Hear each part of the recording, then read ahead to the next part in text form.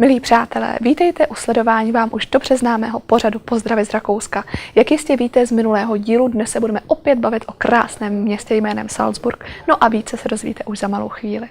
Ahoj Pavle, zdravím tě do Rakouska. Ahoj Alexia, tak tebe a diváky doplně. My jsme se minule bavili o Salzburgu a ty si mě a divákům slíbil, že dnes to ještě rozvedeme a tedy, že budeš konkrétně mluvit o Mozartovi, o jeho rodném domě.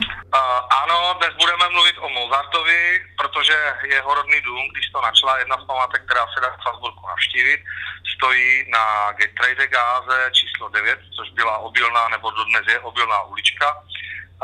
Mozartova rodina tady žila ve třetím patře 26 let, od roku 1747 do roku 1773 a Wolfgang se tam narodil 27. ledna 1756.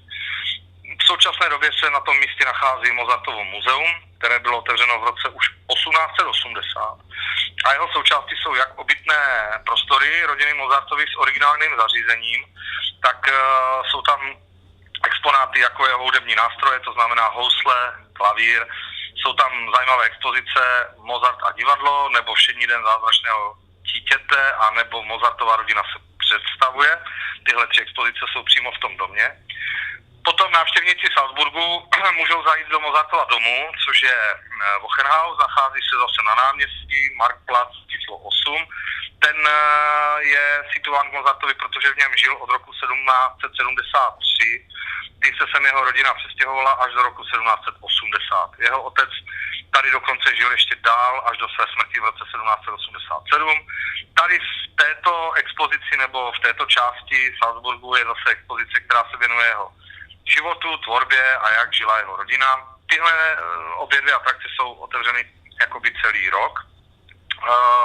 Co se týká Salzburgu, není to jenom Mozartovo město, protože tam působil i Johann Haydn a k tomu je věnováno muzeum života a díle skladatele Johanna Haydna, které se zase nachází v klášteře svatého Petra, bylo otevřeno až v roce 2006 a ve sbírce asi 160 předmětů spjatých s jeho životem, když působil v Salzburgu od roku 1763 až do své smrti.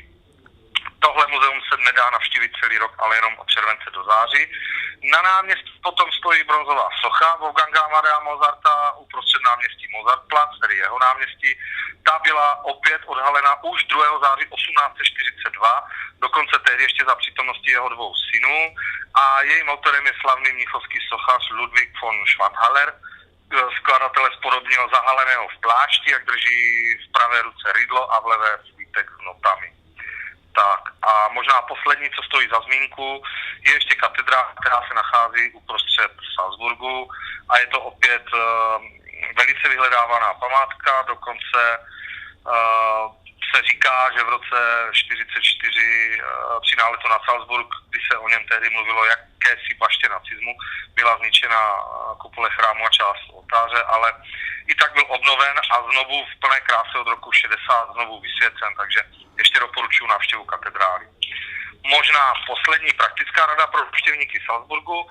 Když se tam někdo vydá, tak se dá téměř kdekoliv, ale hlavně na infocentru koupit za 24 € speciální kartádiky, které jsou všechny tyhle památky, co jsem já vyjmenoval, nebo vstup do nich se už nemusí platit a je zdarma, takže se na tom dá velice ušetřit, když někdo takhle ví, že by celý den strávil v Salzburgu. Mm-hmm.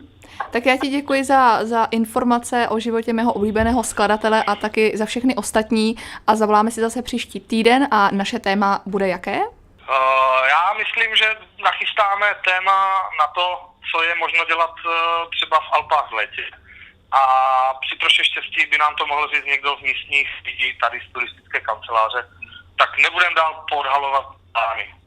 Super, tak dobře, tak já ti děkuji a zavoláme si zase za týden. Ano, já taky děkuji a přeju hezký týden a zase příští týden naslyšenou.